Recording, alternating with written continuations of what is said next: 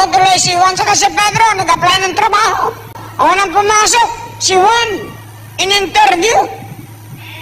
Sabi ng interviewer, sino ang presidente natin ngayon? Sabi niya, Rodrigo Roa Duterte.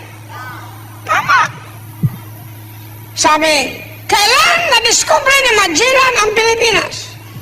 March 15, 1521. Kailan? Tapos sabi ng interviewer, last question. Alam mo ba na may gamot na ngayon sa cancer? Sabi ni Juan, dati pa po. Alam niya na. Okay, lumabas ka. Papasukin mo yung sunod. Pasok si Pedro, sabi na sa loob, ano sinabi mo sa loob?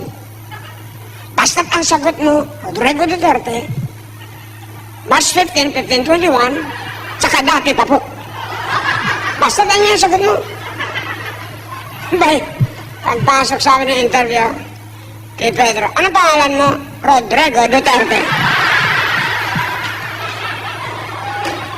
Kailan ka pinanganak? March 15, 1521. Sabi nung nag-interview, parang si Raulo ka, dati pa po. Naalala ko tuloy si Juan sa